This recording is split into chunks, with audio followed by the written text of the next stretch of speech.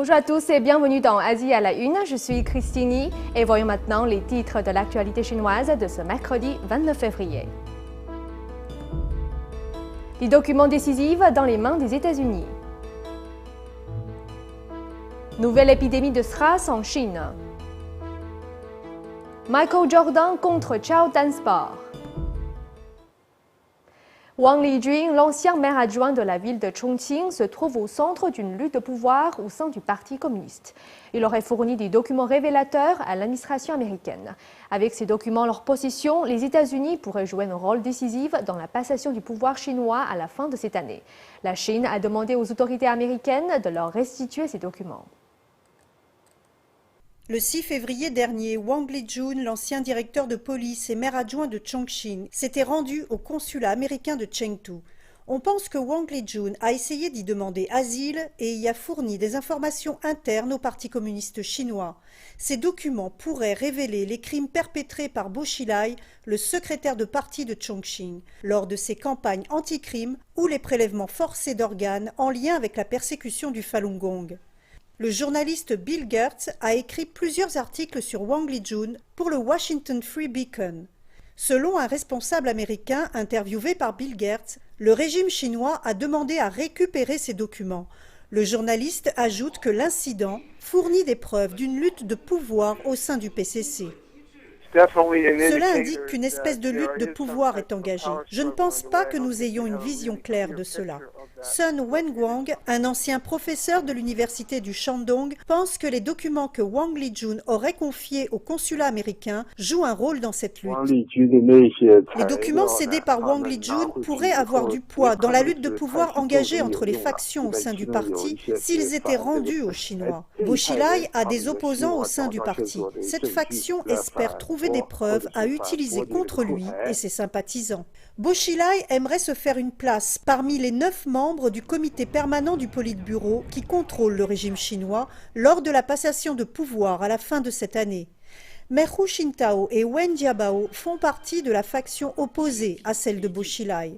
Les États-Unis pourraient jouer un rôle et décider de l'issue de cette lutte de pouvoir. Cette fois, les États-Unis ont obtenu cette information interne au parti. D'une certaine façon, ils vont jouer un rôle décisif pour l'avenir du régime communiste en Chine. La question est, comment utiliser ces documents pour pousser les réformes en Chine? C'est un test de la sagesse politique de l'administration Obama. Pour Bill Gertz, l'administration Obama manque de compréhension des affaires internes au régime chinois. Cela montre que les États-Unis manquent de compréhension des affaires internes en Chine. S'ils avaient considéré l'affaire Wang Lijun différemment, ils auraient eu l'occasion d'en apprendre plus sur le système interne du Parti communiste. Wang Lijun s'est rendu au consulat américain quelques jours avant une importante visite du vice-président Xi Jinping aux États-Unis. Après l'incident Wang Lijun, l'administration américaine devait réagir sans mettre en péril la visite de Xi Jinping. Selon certaines informations, une nouvelle épidémie similaire à celle du SRAS est en train de se propager dans la province du Hebei. Dans la ville de Baoding, des centaines de soldats ont été isolés. Ils présentent des symptômes similaires à ceux des victimes de l'épidémie de 2003. Pour l'instant, les autorités chinoises minimisent ces informations. Une autre épidémie de SRAS, ou syndrome respiratoire aigu sévère, est-elle en train de se répandre en Chine? Selon certaines informations, une maladie similaire à l'épidémie de 2003 a touché un groupe de soldats dans la province du Hebei. Des journalistes du Apple Daily de Hong Kong se sont rendus dans la ville de Baoding pour enquêter sur cette possible épidémie. Ils ont trouvé l'hôpital militaire 252 fermé par des gardes armés et protégé de masques chirurgicaux. Les employés de l'hôpital ont confié aux journalistes que 300 soldats se trouvaient en observation à l'intérieur. Malgré l'apparente gravité de la situation, les habitants autour de l'hôpital n'ont pas été informés. Les écoles et les commerces sont restés ouverts comme d'habitude et aucune annonce officielle n'a été faite. Comment se fait-il que nous n'ayons rien entendu à ce sujet? Nous habitons juste à côté de l'hôpital 252 et on a l'impression que tout est normal. Les internautes se sont plaints du manque de communication de la part des autorités. L'un d'entre eux a écrit « Que s'est-il passé ? Pourquoi le département sanitaire n'a-t-il fait aucune annonce publique ?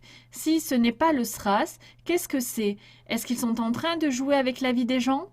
L'administration de la ville de Baoding a insisté que la maladie n'était pas grave et déclaré que de nombreux commentaires en ligne étaient faux. C'est juste une simple grippe, ce n'est pas le SRAS. Nous sommes en train de renforcer nos efforts pour effacer les mauvais articles sur Internet. Cette négation ressemble à la dissimulation des autorités au sujet du SRAS en 2003. À cette époque, NTD avait été la première à diffuser les informations de l'épidémie 3 semaines avant les médias officiels chinois. L'épidémie de 2003 est partie de Hong Kong. On a compté 8 422 cas et 916 décès dans 37 pays. Mercredi dernier, la journée du Nouvel An tibétain n'aurait pas été un jour de fête. Cette dernière année a été marquée par une série d'immolations et de manifestations. 16 Tibétains sont morts après s'être immolés par le feu pour exprimer leur refus de la répression du Parti communiste chinois. Dans les temples et les monastères, le Nouvel An traditionnel a été célébré par des prières, comme le veut la tradition. Mercredi dernier, les Tibétains, dans le nord-ouest de la Chine, ont fêté leur Nouvel An traditionnel par des prières marquées par une certaine retenue, après une série d'immolations et de manifestations contre le régime chinois.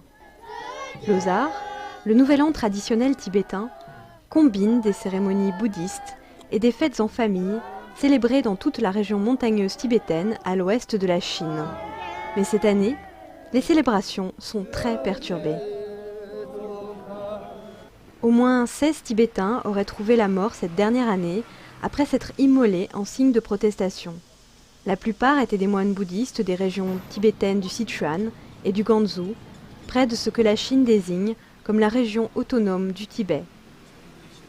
Cette année, la cérémonie du Losar n'a été marquée par aucun incident, mais entre l'important dispositif de sécurité dans de nombreuses régions et le ressentiment des Tibétains envers la présence du régime chinois, le climat reste tendu. Au monastère de Kirti, une ville à cheval sur les provinces du Gansu et du Sichuan, des centaines de moines bouddhistes en robe rouge se sont rassemblés pour prier au son du gong.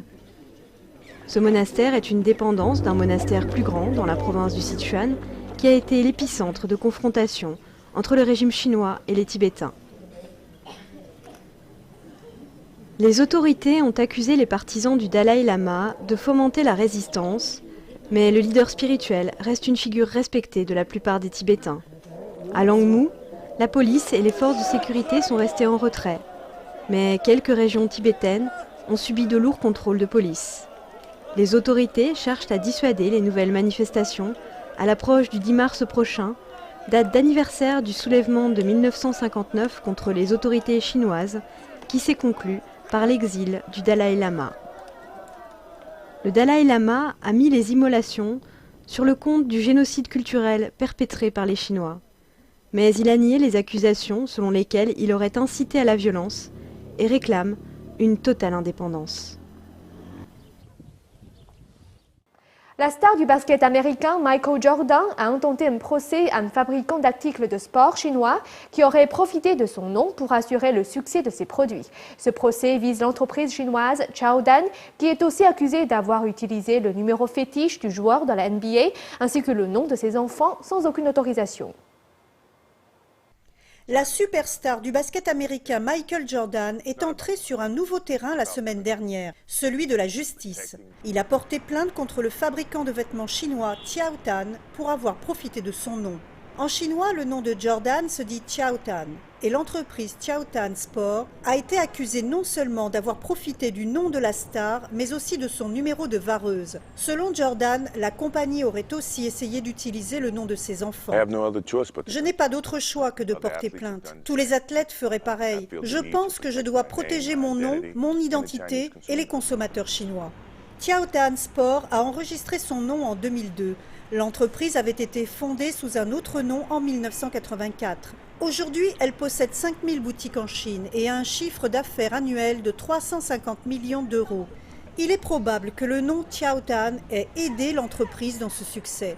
Mais pour certains Chinois, la question du nom n'a pas vraiment d'importance. Je ne pense pas que la marque chinoise Chiao Tan ait abusé du nom de Michael Jordan. Ils utilisent un nom et leur logo est différent du logo Jordan de Nike. Si c'est juste la question du nom, beaucoup de gens s'appellent Jordan. Donc ça ne devrait pas être un abus de ses droits.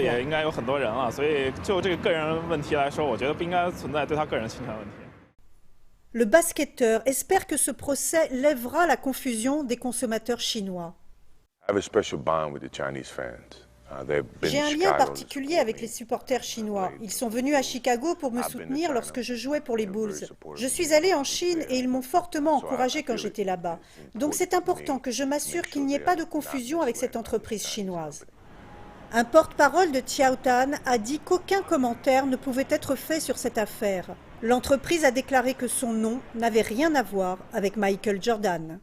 Ainsi s'achève votre journal Asie à la une. Merci de votre attention. On se retrouve demain pour une nouvelle édition.